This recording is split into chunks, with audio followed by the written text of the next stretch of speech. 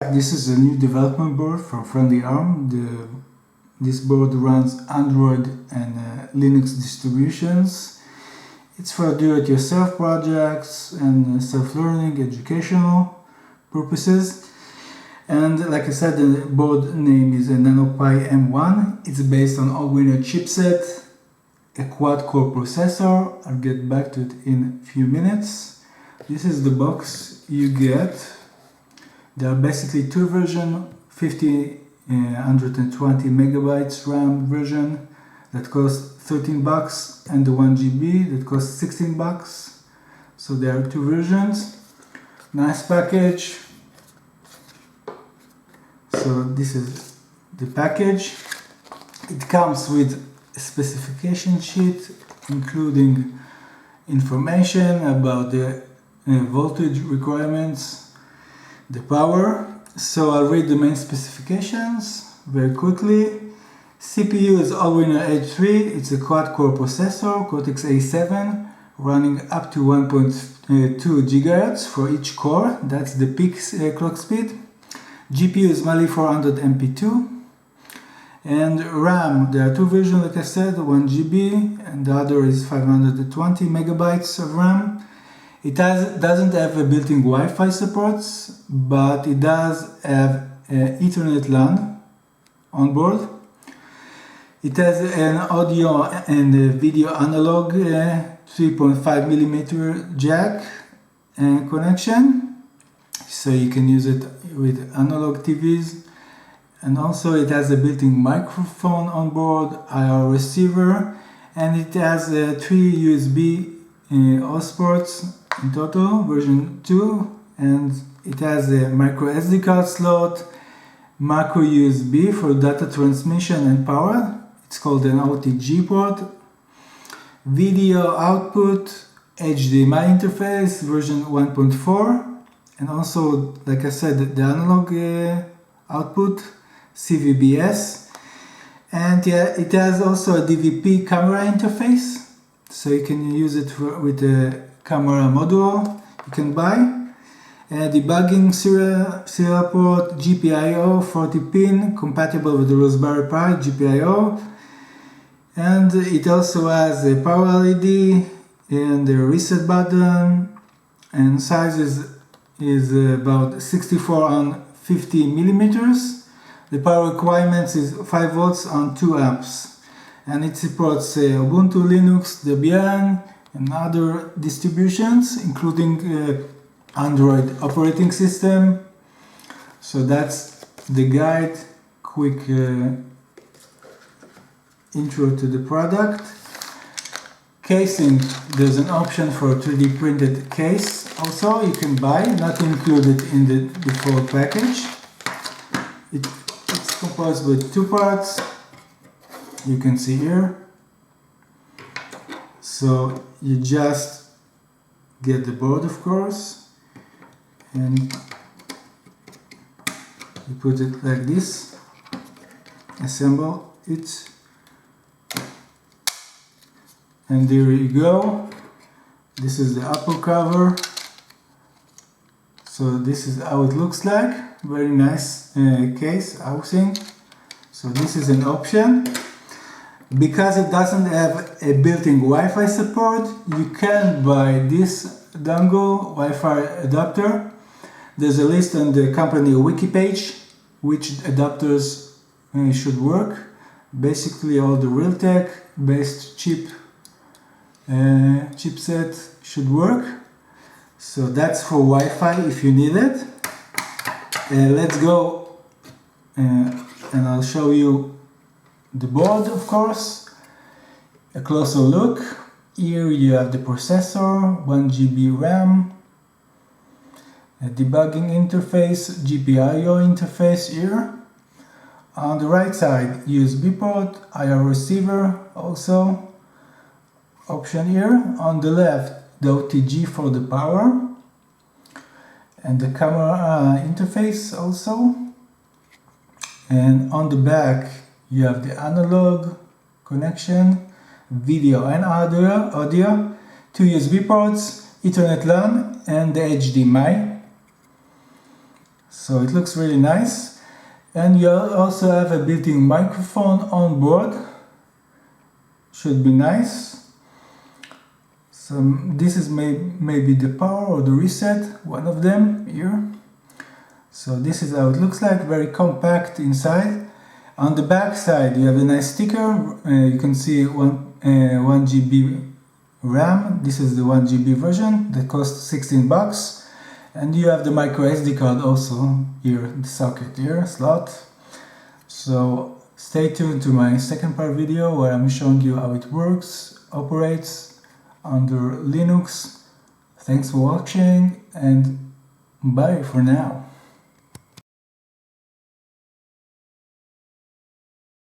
Welcome back. This is an OpenELEC edition, an image made originally by a single VoIP company, because their board is based on the same hardware, almost a copy to this one, based on H3 chipset, an all-winner chip, so it runs well also on the M1 from Friendly Arm.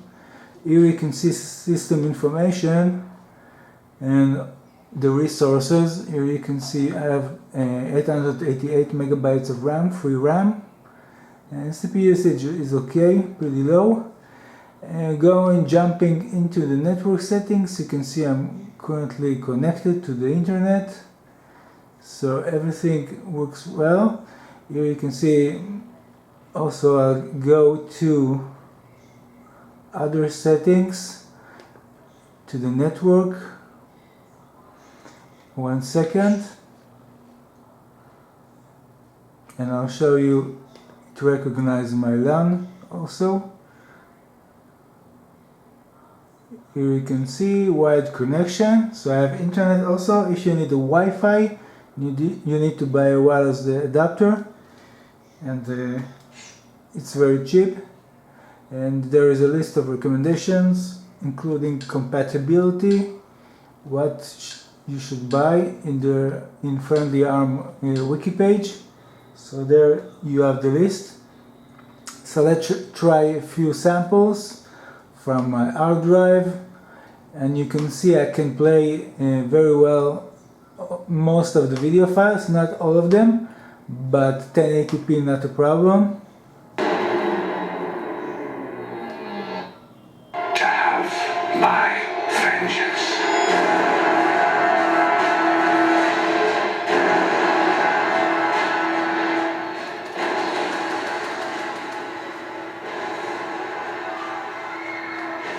That's 1080p.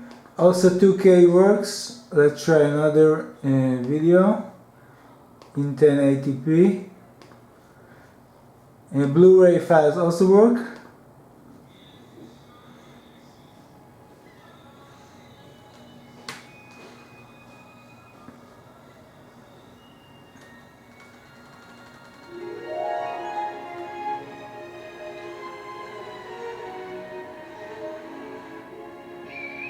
Also smooth.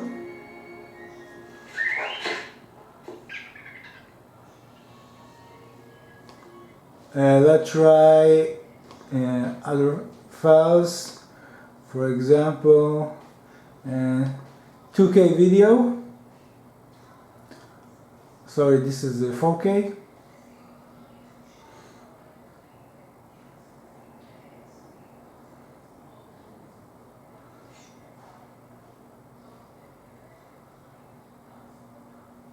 For example, this one doesn't work, or it's a Kodi. Okay, it runs.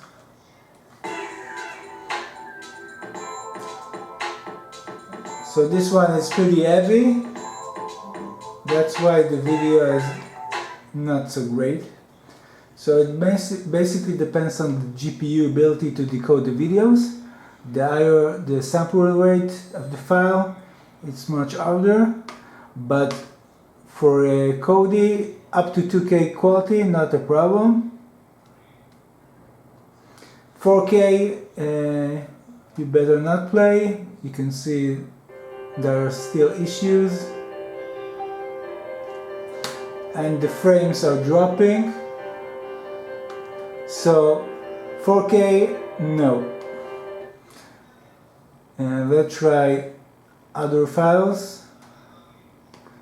Also, you're limited to 30 frames per second because the HDMI 1.4 supports only up to 30 frames per second at 4K. And let's try some other files. Let's try from another collection here. For example, this is 1080p. You can see the playback is good.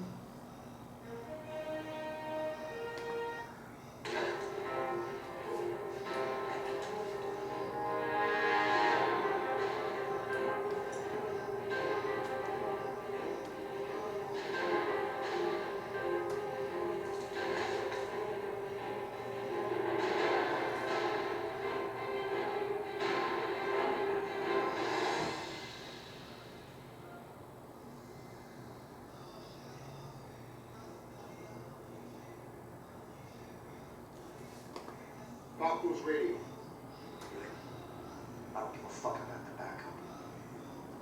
I still got all kinds of. So this is an heavy file, almost 8 GB in size. It's a Blu-ray, and this is an ISO file, also relatively heavy in terms of quality.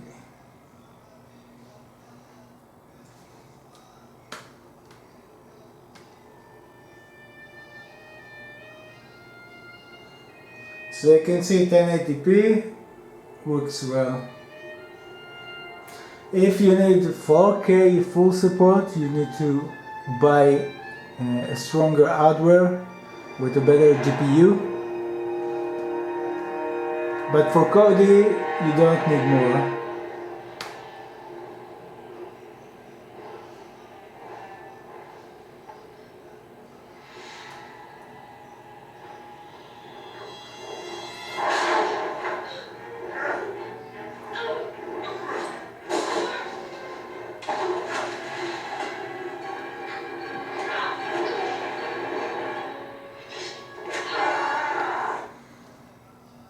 So this is another large size file. Let's try 34 GB size Blu-ray file at 1080p.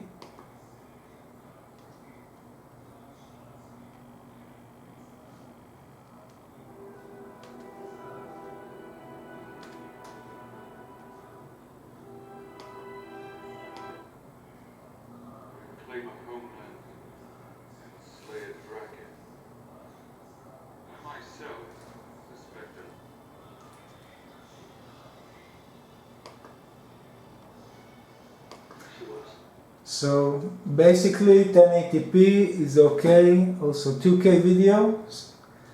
So I hope you enjoyed my quick demo for OpenELEC with the friendly ARM M1 development board, single board computer. Thanks for watching and bye.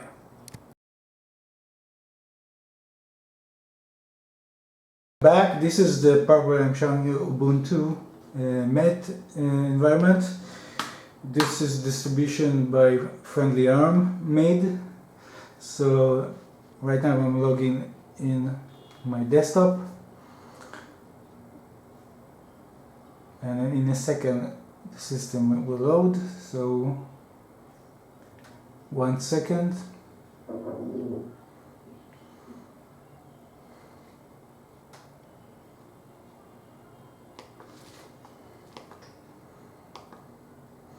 Right now I'm using my TV because it's not calibrated.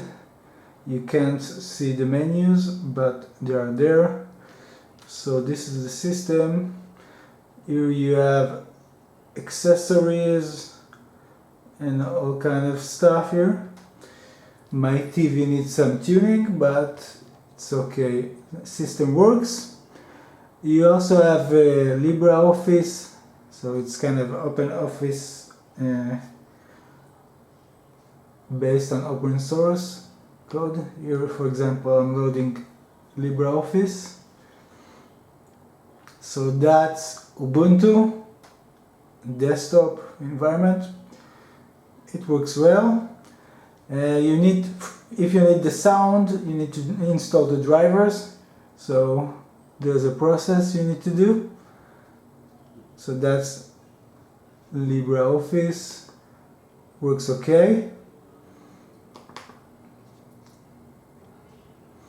Of course, I'm using a keyboard, not the mouse, but Ubuntu works really nice.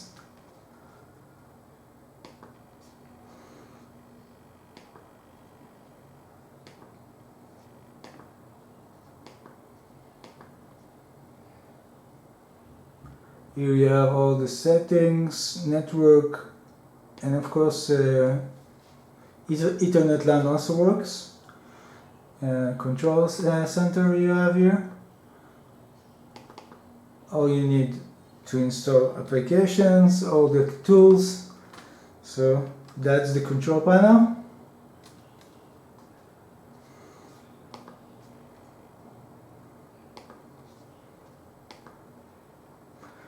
If you need the internet, I'll get to the internet in a second and show you how it works. Basically you have Firefox installed, but you can install other browsers. Again, my TV is not calibrated, so it's a problem.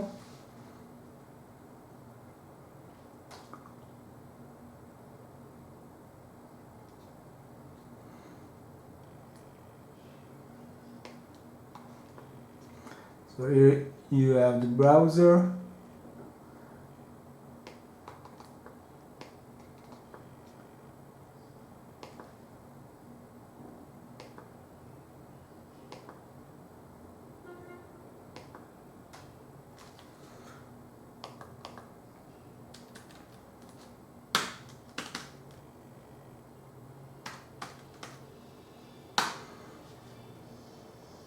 So you have internet also. Works. So you don't need to set anything. It's on DHCP mode right now, connected to my local LAN. So internet you also have. So that's basically Ubuntu. Thanks for watching, and stay tuned to my last part demonstration. Thanks for watching again, and bye.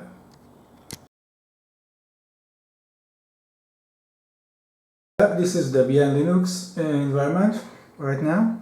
So this is my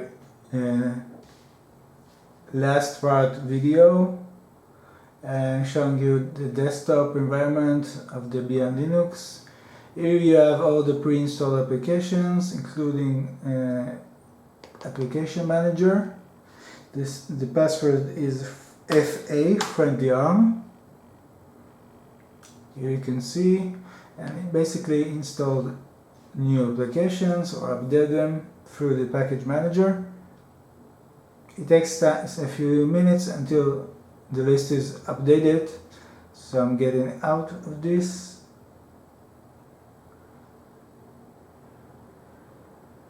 So this is the package manager.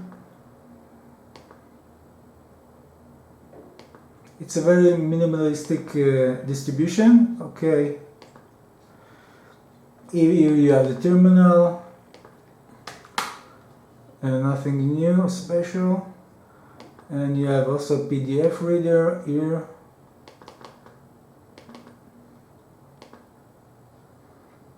File manager works fast. And of course internet works also fast. Right now it's connected with my Ethernet LAN port, so it's a wide connection. So I have also internet without any settings because it's set on default on DHCP mode. So it's a pretty nice distribution.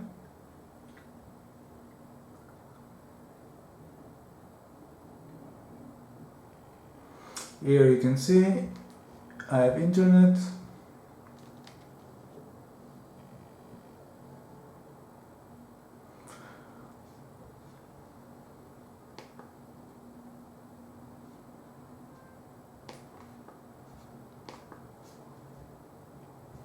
Okay, what else? Of course you can install other applications, and you have also S media player, very lightweight media player, like Windows media player also.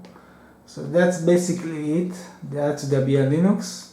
I hope you enjoy my quick hands-on review how this M1 development board / single board computer works. Thanks for watching, and of course you're welcome to join my YouTube channel and ask me questions if you have any. Thank you and bye.